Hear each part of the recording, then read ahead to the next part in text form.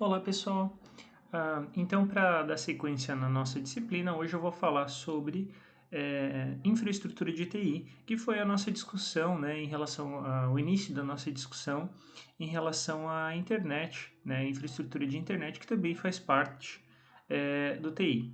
Então basicamente a gente tem é, hardware e software, né, referente à infraestrutura de TI.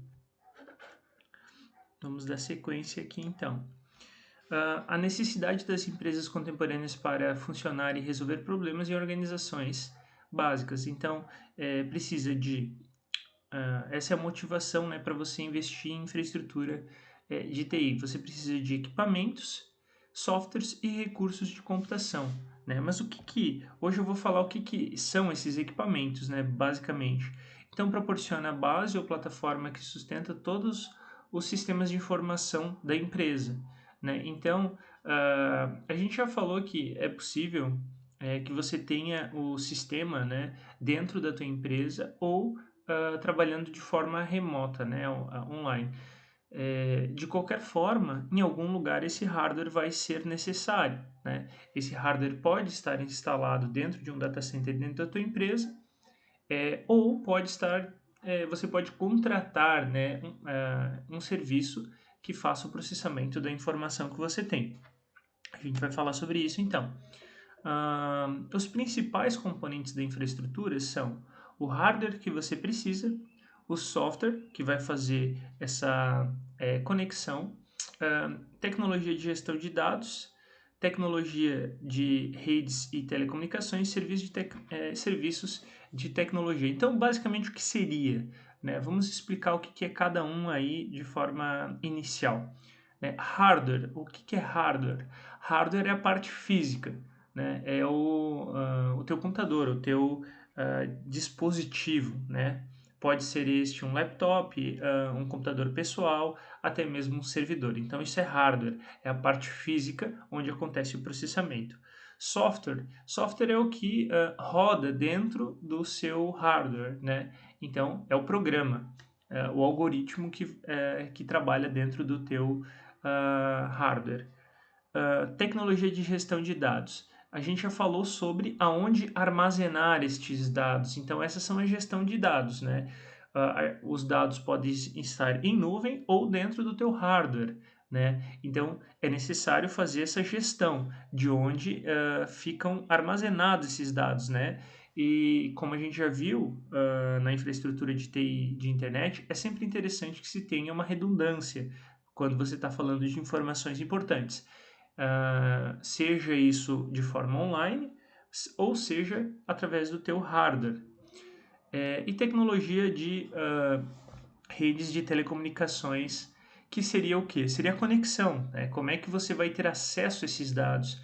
Né? Como é que isso vai ser através da internet? Você vai estar conectado diretamente através do servidor, né? Então existe isso também.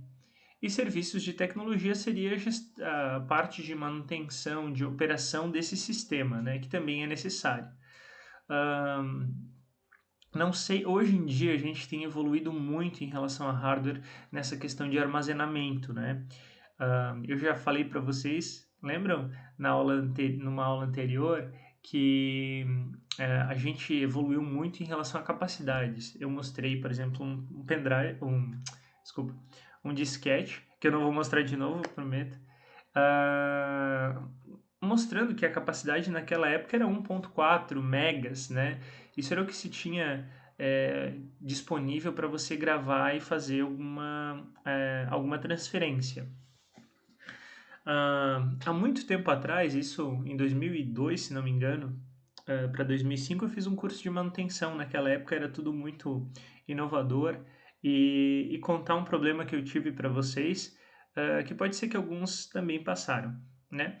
Hoje em dia a gente consegue, se você tiver uma música, se você tiver um arquivo de um tamanho muito grande, a gente consegue é, utilizar um pendrive, né, por exemplo, para gravar esses arquivos e transmitir e levar até onde eu queira utilizá-los, né? Antigamente não era assim. E não, antes de saírem os CDs, os DVDs, aliás, eu passei por essa época, pessoal, que só tinha CD, e o CD era de 750 megas, se não me engano. O DVD já era 4 gigas e pouco. Ahn, Era muito caro comprar um gravador de CD, né? Aí o que se fazia? Eu, naquela época, eu levava o meu HD, o meu hardware, na casa dos meus amigos para trocar informações. Aí a gente desmontava o computador, colocava os dois HDs e a gente fazia aquela troca legal que cada um passa tudo que tem para o outro, né? Para compartilhar as informações, né? Qual foi o grande problema que eu tive naquela época?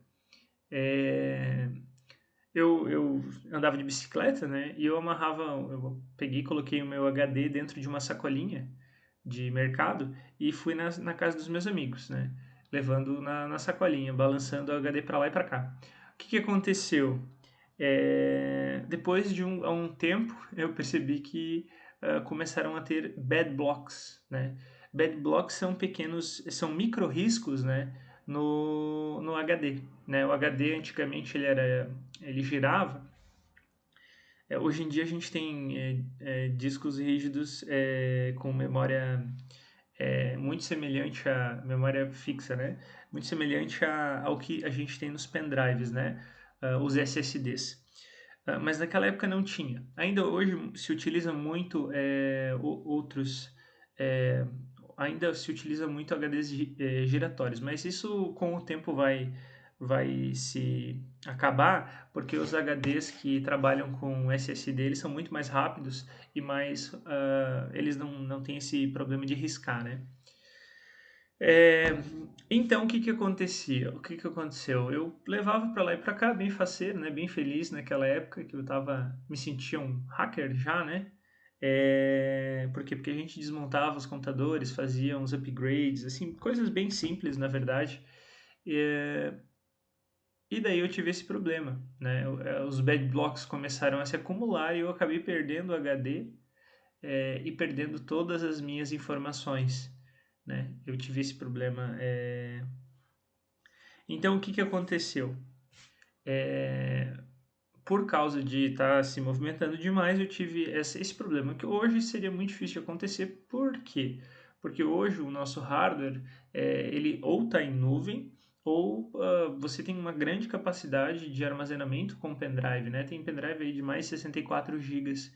E ele é feito para que você ande com ele, então o risco de você perder uma informação não é tão grande. Ah, isso são coisas que a gente passou, né, e estamos evoluindo, que eu acredito que no futuro a gente não vai mais ter esse tipo de problema, né? Outra questão que aconteceu daí no caso com a minha esposa também é que quando saíram os pendrives e os e-mails ainda não tinham capacidade para grandes armazenamentos, né? Antes do Google Drive, que só que o Dropbox estava começando, era bem difícil quem utilizasse, já existiam pendrives. E isso aconteceu também. Minha esposa tinha o TCC dela dentro do pendrive. Essa história talvez eu já tenha contado para vocês. É, Naquela época, os computadores pessoais, né, os desktop, eles não tinham USB na frente. Isso já tem um bom tempo, né? Estamos falando aí bom, vamos ver, aí de 2010 por aí. Aí o que que aconteceu? Você colocava já existia o USB, né? Você colocava o teu pendrive na USB atrás do computador. Aí ela utilizava o pendrive para gravar o TCC, né? A versão mais atualizada. E aí ela colocou atrás e levou, né? A, o computador para trás para guardar o computador. Aí, quando ela empurrou para trás, quebrou, né? Porque o USB naquela hoje a gente tem pendrives extremamente pequenos, né, que a gente coloca no carro desse tamanho assim, ó, para música, mas naquela época não existia isso. Então o que que aconteceu? Acabou quebrando e foi um transtorno, porque a gente teve que levar numa empresa especializada, né, para conseguir acessar sem a conexão, né? Eles fizeram uma conexão direta com o pendrive ali para conseguir acessar e tirar os dados. Então, isso são coisas que cada vez a gente vê que são mais raras, né? Principalmente pela utilização das informações em nuvem, né? Cada vez mais a gente tem espaço em relação à nuvem, né? Então, temos o Dropbox, temos o Google Drive, temos da Microsoft também, e cada vez mais espaço grátis, né, para ser utilizado, o que traz bastante segurança, né? Então a gente pode refletir em relação a isso, comparando com uma empresa, né? Claro, na empresa você não vai estar levando o seu hardware para lá e para cá, mas da mesma forma você vai estar suscetível a falhas, como, por exemplo, uma descarga elétrica, um raio, né, que possa ocorrer próximo e possa elevar a tensão ali da rede elétrica ou possa elevar a tensão, pode ter uma influência, né, sobre o teu sistema e pode acabar queimando, né, inclusive o teu sistema. Então, assim, quando você tem esse hardware, você sofre esse risco, né, de perder as informações do teu TI. Então é importante fazer essa gestão de forma adequada, né? Então vamos passar aqui para a gente falar um pouco mais da parte teórica. Então, o hardware consiste na tecnologia para processamento computacional, né, que é fazer o processamento dos algoritmos, né? Armazenamento, então é o que a gente estava falando agora, entrada e saída de dados, né? Temos várias interfaces, né? Tem a interface através da internet e tem também USB, né? Temos várias formas de utilizar, né, esses dados. Então são computadores pessoais e de grande porte, né? Laptops, servidores, assistentes digitais pessoais de mão, né?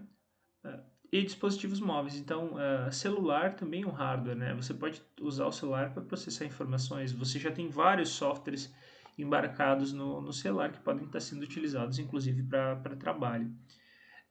Meio físico para armazenamento de dados. Então, o hardware é isso, né? É um local que vai ter que ter para que você faça esse armazenamento, esse processamento, né? Lembrando que muitas vezes você pode terceirizar o hardware, não tendo ele fisicamente na tua empresa. Equipamentos para reunir e registrar os dados. Então, tudo isso é o nosso hardware. Dispositivos de saída. E também, além disso, né, dispositivos de saída não é só saída de dados, né? Não é, por exemplo, a gente pode considerar, além da internet e da USB, um dispositivo de saída uma caixinha de som. Por quê? Porque vai reproduzir uma informação que você tem gravada, né? Então, é um dispositivo de saída, uma caixa de som, uma impressora, né, também. Então, tudo isso podem ser considerados dispositivos de saídas, né? Então, aí tem algumas imagens de hardware, né? A gente tem aqui teclado, mouse, computador, caixas de som, um switch, né, para fazer a distribuição, né, da rede, um modem wireless, notebooks, monitor, né, isso aqui também é dispositivo de saída, aqui estabilizadores, fontes e impressoras, né. Isso basicamente são os dispositivos mais comuns, né, em relação a hardware. A gente tem também os mais empresariais, né? Então, aqueles sensores de código de barra, sensor de diversos tipos, né? Por aproximação, impressora de ponto, entre outras coisas, né? Balança também, né? Você pode ter um processamento ali diretamente associado à balança, né? Por exemplo, geração de preço, né? Que a gente tem nos mercados. Isso aqui é senha, né? Para você pegar uma senha e fazer o processamento. E aqui também tem um cofre, a princípio um cofre, né? Ou é um cofre ou é um driver de CD. Eu acho que é um driver de CD isso aqui. Não sei porque tem esse cadeadinho aqui, mas bom, você pode ter um driver de CD também como um dispositivo de entrada daí, né? Lembrando também, esses equipamentos aqui são dispositivos de entrada, né? Por exemplo, esse tudo que vai armazenar, gerar informação é o dispositivo de entrada e o que vai fazer com que a informação saia é um dispositivo de saída. Então, aquele sensor que faz a leitura do QR Code ou do código de barra é um dispositivo de entrada, que vai gerar informação que vai ser gravada no teu hardware. A impressão, o valor, a visualização do preço é a tua saída, né? Então, a gente tem aí servidores, né, data centers, servidores de internet, por exemplo, né, a gente viu isso aqui com nossa apresentação, né, daquela conversa que a gente teve, switches e computadores aí de grande porte. Então, basicamente, hardware é isso, né? Além de toda aquela infraestrutura que a gente falou sobre a internet, né? Que também faz parte do hardware, porque tem a ver com a conexão, né? Que você tem para você ter um serviço de internet. Então, além do hardware, temos o software, né? Então, a gente tem softwares de sistemas e softwares de aplicativos, né? Então, temos alguns exemplos aí, tanto na parte de softwares que são embarcados, né, dentro de smartphones, quanto em PCs, né, computadores. Então, a gente tem bastante tipos. Então, a tecnologia da gestão dos dados consiste em softwares de gestão de dados, organiza e processa, gerencia a organização de dados. Então, além do hardware, né, além da gestão dos dados em relação ao hardware, você tem que ter um software que faça isso, né, que faça esse armazenamento, que faça esse controle para que você tenha segurança, né, que é um componente extremamente importante da tecnologia da informação, né. Então, proporciona conectividade de dados, voz, vídeo entre organizações. Consiste em rede interna, serviços das companhias telefônicas, tecnologias para operar sites, conexão com sistemas computacionais. Então, essa tecnologia, né, tem muito a ver com a conexão, né, a conectividade dos dados, né, que é o que a gente já falou. Então, falando sobre a tecnologia, né, a gente tem um problema que as organizações precisam de pessoas para operar e gerenciar a infraestrutura de tecnologia da informação. Ou seja, se você tiver pode ser um serviço ou pode ser o hardware de grande porte na tua empresa, você vai precisar de uma equipe para lhe auxiliar, né? Tanto na parte de treinamento, né, para a utilização do software, quanto na parte de manutenção, né, da tua infraestrutura. Não possui um problema, não possui experiência nem orçamento para implementar e operar todas as tecnologias existentes na empresa. Então isso acontece, né, até com frequência, empresas que têm capacidade, têm softwares, têm até empresas de grande porte, mas não têm equipes especializadas, né, em fazer essa gestão. E aí começam os problemas, né? Então, o que acontece geralmente, né, como solução, essas empresas contratam consultorias externas de tecnologia, né, para reduzir o custo de operação, né? Muitas vezes você tem uma infraestrutura, mas não precisa de uma pessoa especificamente trabalhando especificamente para a manutenção dessa infraestrutura. Então, é possível fazer a terceirização, né, deste trabalho. Opa! Então, as empresas externas especializadas são geralmente para a implantação de novos sistemas, né? E com isso já vem a questão da capacitação. Além dos sistemas, falando em software, a gente tem também a infraestrutura, né, da tecnologia da informação e integração de sistemas, né, também. Isso está muito presente também nas indústrias, né? Quando você tem sistemas supervisórios, por exemplo, né? Que é um sistema que faz o controle de tudo que está acontecendo na tua indústria, né? Então você tem essa questão dessa avaliação, né? Através de um outro local, né? Pode ser até um periférico, para visualizar como está a situação da tua empresa. Então, se está tudo funcionando, se a produtividade está ok, se as máquinas estão funcionando da forma adequada, né? Até para equipes de manutenção isso também é interessante. Então, esses sistemas supervisórios é muito comum nas empresas, né? Inclusive para sistemas específicos, por exemplo, alarme de incêndio, né? Então, existem sistemas supervisórios que te indicam exatamente onde tem o foco de um problema, né? Então, desculpe, a gente tem alguns tipos de computadores, né?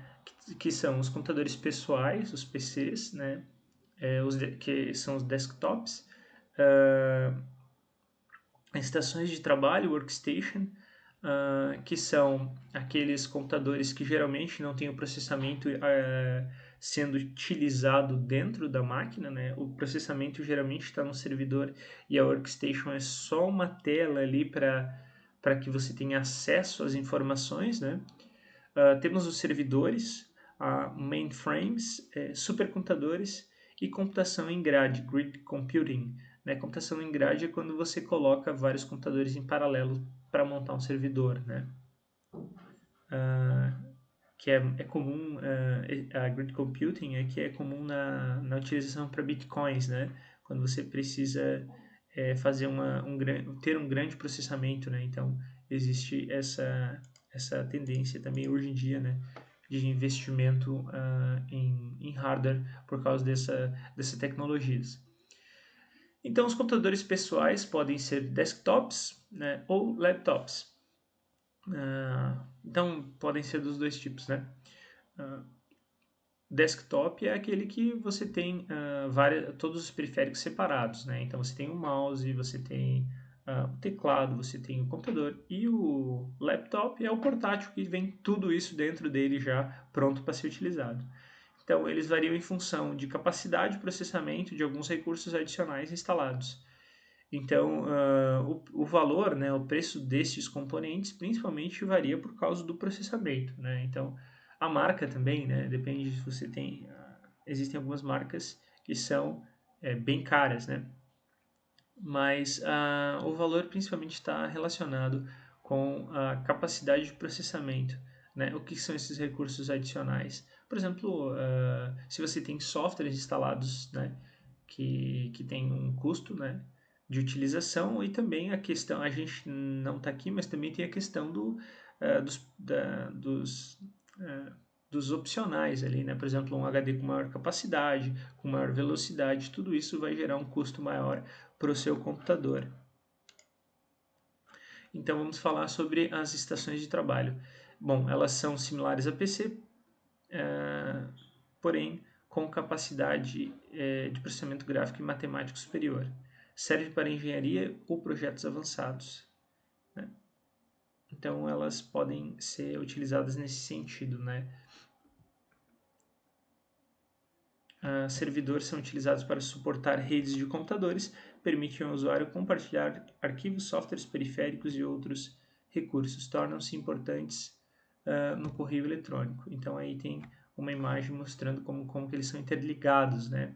Quando há processamento de grande volume de dados e elevado número de acessos, vários servidores em rede serão necessários. Mainframes. A mainframe ficou conhecida nos anos 70, aliás, é um computador de alto desempenho e grande capacidade de processar um grande volume de dados com extrema velocidade, usado por grandes bancos e corporações e empresas na área como a IBM. Esses computadores mainframes aí não são tão comuns, né? E o supercomputador é um computador sofisticado de projeto especial usado para executar tarefas que requerem cálculos complexos e extremamente rápidos com milhares de variáveis, milhões de medidas e milhares de equações. Onde que são utilizados esses supercomputadores? Esses supercomputadores estão sendo muito utilizados para processamento das informações quando você faz processamento gráfico, principalmente, né? Algumas empresas que produzem filmes têm utilizado esses supercomputadores, né? Eu me lembro que aquela cena do Spider-Man 1 lá, hoje em dia ela é uma cena que é mais comum, mas aquela cena que há uma luta no filme que aparece uma mosquinha passando devagarinho assim e ele se esquivando da luta, né, dos socos, foi utilizado, se não me engano, o segundo maior computador em relação ao processamento de dados da época, né, para fazer aquela cena. Então, hoje a gente evoluiu muito em relação a cinema, né? Mas geralmente essas empresas que desenvolvem esses filmes têm essa necessidade de utilizar. Aquela cena ficou muito bem feita por causa disso, né? Porque naquela época já fizeram investimento gigantesco, né? Utilizando um computador de altíssima performance, né? Um supercomputador para fazer isso, né? Então, aí tem algumas imagens. Computação em grade, então grade computing. Aproveitar a ociosidade dos processadores do mundo, apenas 25% em média. Então, essa grid computing, você pode, inclusive, né, você pode alugar, né, um certo processamento, você pode... A Udesc tem grid computing, tem o servidor. Eu sei que o pessoal da computação ali, se você precisar fazer algum processamento que utilize um hardware extremamente grande, você pode estar utilizando o servidor deles através de grid computing, né? E então é isso. Como está no item ali é seguinte, além disso, você pode também estar vendendo, né, o seu processamento, que é o que acontece na Bitcoin quando você está minerando dados, né? Você está disponibilizando o teu processamento para que você tenha ganho de alguma coisa, certo? Então, computadores geograficamente distantes conectados em uma única rede, formando um supercomputador virtual, né? Conta com capacidade combinada de todos os computadores de grade e resolve problemas complexos a custo mais baixo. Custo computacional mais baixo é relativo, né? Por quê? Porque custo computacional mais baixo significa que tem menos processamento. Isso tem muito a ver com o problema que você está colocando. Significa, assim, de forma mais simples, significa que vai fazer menos esforço para resolver a mesma tarefa, né? Ele vai ser mais rápido. Mas isso com certeza depende do problema que está em questão, né? Então, a gente tem servidores e clientes e servidores que dividem o processamento, né? Cliente é um computador de mesa no qual o usuário interage de maneira direta através de uma aplicação. Servidor provê os serviços para os clientes. Então, a gente tem um servidor e conectado ao servidor precisa ter os clientes, que são esses periféricos, esses computadores menores que são utilizados, que podem ser workstations, né, como eu falei anteriormente, que são utilizados para você ter acesso ao servidor. Então, ele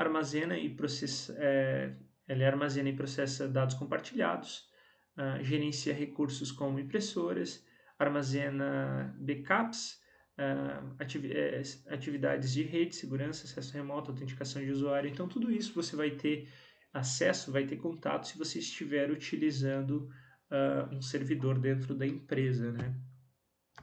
Então, aí a gente tem uma imagem de um servidor e cliente, né? A gente tem os dados e serviços e a requisição de dados. Então, tem essa troca, né, sempre necessária para que você tenha acesso às informações.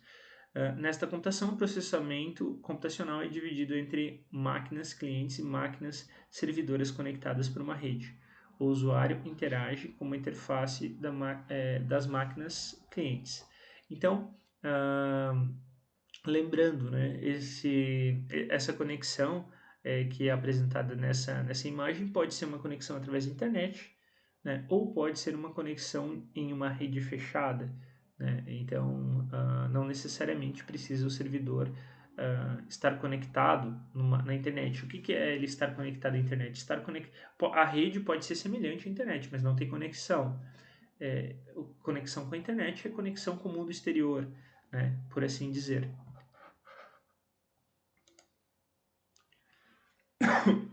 Então, a gente tem camadas, né? A arquitetura de cliente-servidor multicamada seria o trabalho e toda a rede repartido entre servidores de inúmeros níveis. Então, servidor web gerencia as páginas do web armazenadas, servidor de aplicativo executa todas as operações de aplicativos entre o usuário e os sistemas de apoio da organização. Então, tem como você fazer diferentes formas de gestão, né? Você pode utilizar um servidor, por exemplo, conectado à web para fazer isso e um servidor conectado ao teu mais interno também, né? Não necessariamente precisa ser tudo feito pelo mesmo servidor. Então a gente tem aí um exemplo. Servidores do cliente são atendidos por servidores de diferentes níveis. Então a gente tem dados, vendas, produção, servidor de aplicativos. Aí aqui, se for o caso, você não ter acesso, né, em outro local, ser uma rede fechada, você corta isso aqui. Se você tiver uma rede aberta para acesso em outro lugar, daí você corta isso aqui e você coloca esse cliente aqui junto para você ter a informação, né? Se você está conectado à internet, você coloca um servidor web para conexão com a internet e assim você consegue acessar em qualquer lugar. Solicitação do cliente são atendidos por servidores de diferentes níveis, né? Então, você pode estar conectado tanto na internet quanto direto ao aplicativo, né? Empresas, então, por fim, né, a gente já falou um pouco, a gente tem a computação em nuvem, cloud computing, né? Empresas e indivíduos obtêm recursos computacionais e aplicações de softwares pela internet. É o que está em ascensão, né? É o que tem crescido consideravelmente em relação à gestão dos dados, né? Então, a questão da internet tem crescido muito, inclusive quando a gente faz o upload de um vídeo, por exemplo, que é o caso da aula de hoje, que eu vou passar para vocês, esse vídeo vai estar sendo armazenado em uma plataforma, né, de vídeos. Né? Então, a gente vai ter uma computação em nuvem aí, porque ele vai estar armazenado não diretamente dentro do meu hardware. Né? Eu não vou, se ele estivesse armazenado diretamente somente no meu hardware, para vocês terem acesso, eu teria que estar com o hardware ligado, né? Meu computador teria que estar ligado para que fosse lido o que está dentro dele. Como isso vai ser disponibilizado através de nuvem, né? Vai ficar dentro de um servidor, eu vou fazer o upload desses dados, não somente para que vocês façam a leitura, né? Por exemplo, o YouTube, né, que é o caso que a gente vai utilizar, dá para fazer até download. Então eu vou colocar isso dentro desta nuvem. Então é isso, pessoal. Por essa aula é isso, né? Essa aula é uma aula de complementação, né, da aula de infraestrutura de TI, que a gente já falou um pouco sobre a questão da internet, né? Falamos bastante, na verdade. E com isso eu deixo para que vocês, o tempo que vocês têm extra, para que vocês desenvolvam o seminário, né, que a gente já tem programado aí para acontecer em breve. Então, muito obrigado e boa semana, pessoal. Valeu!